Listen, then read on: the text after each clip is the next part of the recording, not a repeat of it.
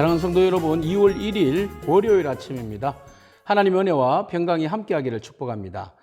오늘 우리에게 주시는 하나님의 말씀은 마태복음 9장 1절로 13절까지의 말씀입니다. 우리 다 함께 12절 말씀 읽도록 하겠습니다.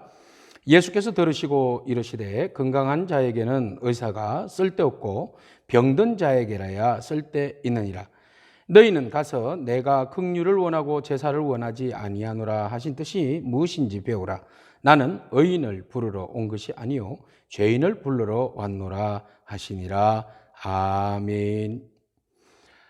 예수님께서 그라사 지방에서 그 귀신 들린 자를 깨끗하게 치유해 주십니다. 그리고 이제 본 동네 가브나움으로 오시게 되었는데요. 가브나움에 오셨을 때에 중풍병에 걸린 환자를 데리고 온 친구들이 있었죠. 그들이 바로 다른 복음서에 보면 지붕을 뚫고 예수님에게 그 병자를 내리게 합니다. 예수님께서 바로 그 병자를 보시고 이런 이야기를 하죠. 친구들의 믿음을 보시고 너희들의 믿음 때문에 내가 이 사람을 치유해 주겠다. 이렇게 이제 예수님께서 선포하시죠. 여기에서 중풍병자의 친구들이 얼마나 믿음이 좋은지 오늘 우리는 그 말씀을 보고 참 많은 도전을 받습니다.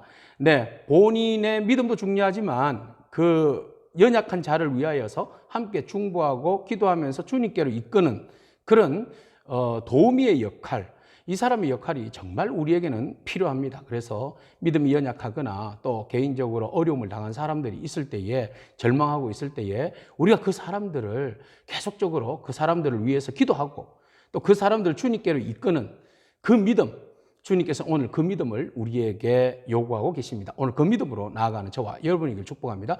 자, 그들의 믿음으로 인하여서 중풍병자를 치유해 주시는데요. 예수님께서 선포하십니다. 깨끗하게 나아라.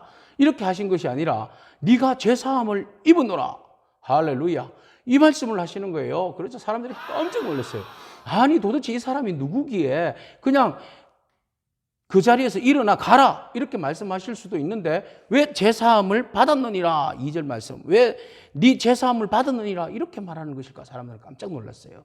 그래서 사람들이 막 놀라면서 어떤 사람은 감탄하는 사람이 있는가 하면 어떤 사람은 막 분노하기 시작했어요. 바로 오늘 3절 말씀에 보니까 서기관이 이거는 신성모독이다 이렇게 이야기를 한 거예요. 왜요? 하나님도 아닌 녀석이 무슨 제사함을 받았다고 이야기를 하느냐라는 거죠. 바로 여기에서 예수님이 오신 목적과 의도가 이 안에 숨어져 있는 거죠. 바로 예수님께서 제사함을 받았노니라 이렇게 선포하심으로 본격적으로 예수님은 어떠한 분이시라는 겁니까? 우리의 죄를 용서하여 주시는 분이시라는 겁니다. 그동안 우리는 예수님이 병자를 고치시는 분이시고 귀신을 쫓아내시는 분이시고 그 다음에 자연도 움직이시는 분이시라는 것을 보았습니다. 자, 귀신을 쫓아내고 병자를 고쳐내는 것은 혹 조인력을 가지고 있는 사람들이 행하기도 합니다. 마술사들이 또 자연을 어떻게 해보기도 합니다. 그렇지만 가장 중요한 거, 제사하는 권세는 예수님밖에 없습니다. 하나님밖에 없습니다. 오직 신만이, 유일하신 신만이 제사함을 선포하고 제사할 수 있는 것이죠. 그래서 서기관은 열받은 거예요. 너 하나님만이 할 수 있는 것을 왜 네가 하냐 그 말이죠. 그 말씀 역으로 생각하면 내가 그 하나님이다 라는 것이죠. 자, 사람은 이렇게 권능을 가지고 사람들에게 놀라운 일을 행하시는 이 주님을 보고 두려워하기도 하고 깜짝 놀라 그분을 칭송하기도 했습니다. 자, 예수님께서 오신 사역의 목적을 분명하게 오늘 밝혀주고 있습니다. 자, 이렇게 예수님께서 이제 사역을 하시면서 가브나움에 이렇게 사역을 하시는데요. 그 속에 누군가 달려왔습니다. 바로 누굽니까? 바로 마태라고 하는 세리입니다. 자, 지나가시다가 예수님 마태를 보았습니다. 그리고 팔로우 미, 나를 따라와라 이렇게 말씀하셨죠. 바로 내 제자가 되라 이런 말씀이죠. 자, 계산에 능한 세리 마태가 예수님을 팔로우 합니다. 네, 팔로우. 예, 예수님을 따르게 되었습니다. 그러자 예수님께서 그의 집에 가서 식사를 하게 됩니다. 자, 마태의 집에 예수님을 초대했습니다. 예수님께서 그곳에 제자들과 함께 또 그곳에 몇몇 사람들과 함께 마태의 가족과 함께 앉아서 저녁 식사를 맛있게 합니다. 자, 이렇게 예수님께서 식사를 하자 또 사람들이 hir난하기 시작합니다. 아니, 세리는 죄인이죠. 창녀나 세리나 문둥병 걸린 사람이나 이런 모든 사람들은 율법을 어겨서 죄로 인하여서 그렇게 된 사람들, 그리고 죄인으로서 용서받지 못할 사람들, 이렇게 치부했던 거죠. 그래서 사람들이 꺼려했어요. 죄인들과는 밥도 안 먹어. 이방인들하고 밥도 안 먹어. 창녀하고는 말도 안 섞어. 문둥이하고는 손도 안 잡아. 나를 정결케 하기 위한 거죠. 자, 그래서 예수님께서는 너희들이 율법으로는 얼마든지 너희 스스로가 정결케 하려고 노력하고 또 정결하다고 말하지만 그것은 하나님 원하시는 것이 아니라는 거죠. 율법에 보면 너희가 가장 거룩한 모습으로 제사를 하나님께 드리는 것이 가장 거룩한 율법적인 온전한 행위라고 이야기하는데 하나님은 율법의 제사를 원하지 아니하시고 오히려 긍휼을 원하신다고 오늘 말씀에서 말씀하고 계십니다. 그래요. 그래서 예수님께서 내가 온 것은 의인을 위하여서 온 것이 아니라 죄인을 위하여서 왔고 또 의사에게는 바로 건강한 사람이 필요하지 않고 병든 사람이 필요하다. 그래서 예수님께서 오신 목적은 건강한 사람들을 위해서가 아니라 병든 사람들을 위해서, 죄 없는 사람이 아니라 죄 있는 사람들을 위해서 오셨다고 분명히 밝히고 있습니다. 오늘 본 말씀에서 중풍병자 사건과 마태의 사건을 통하여서 예수님께서 이 땅에 오신 분명한 목적을 우리에게 밝혀주고 있습니다.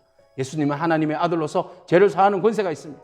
예수님께서 이 땅에 오신 것은 왕으로 군림하게 하기 위함이 아니라 죄인들을 불러서 그들의 친구가 되어 마태의 집에 식사 공동체로 함께 앉아서 식사하셨던 것처럼 주님은 죄인들에게 찾아오십니다. 멀리하는 것이 아니라 정죄하는 것이 아니라 우리에게 찾아오셔서 우리에게 그 부끄러운 모습과 그리고 주님 앞에 죄스러운 모습 이 모든 것도 다 이해하고 안아주시고 또 그 모든 죄에 대해서 용서하시고 치료해 주시고 회복하여 주심으로 인하여 우리로 하여금 주님의 제자가 되게 하시고 하나님 나라의 백성이 되게 하셨습니다. 예수님께서 처음 오셨을 때 선포하신 말씀이 회개하라 천국이 가까워졌느니라 라고 말씀하신 이유가 여기 있죠. 모든 회개하는 죄인은 바로 하나님 나라 백성이 되는 것입니다. 사랑하는 성도 여러분, 오늘 주님 앞에 회개하고 주님의 제자가 되고 하나님 나라 백성이 되어서 온전케 하시는 주님과 함께 죄인이지만 주님의 식사 공동체 안에서 행복을 누리는 저와 여러분이기를 축복합니다. 아멘. 기도하겠습니다. 하나님 감사합니다. 우리가 죄인일 텐데 주님께서 직접 낮은 곳으로 찾아오셔서 우리의 개인적인 많은 문제들도 해결해 주시지만 근본적으로 우리의 죄의 문제들을 해결해 주시는 주님, 네가 죄사함을 받았다라고 선포하시는 그 주님, 우리로 하여금 그 묶였던 죄에서부터 자유케 하여 주시고 하나님 나라 백성 삼아주심을 감사합니다. 이제 우리가 더욱 주님의 말씀 안에 진리 안에서 주님의 부르심 앞에 제자가 되어 믿음으로 제자의 삶을 살아갈 수 있도록 우리를 축복하여 주시옵소서. 예수님의 이름으로 기도하옵나이다. 아멘. 오늘도 믿음으로 승리하기를 축복합니다. 아멘.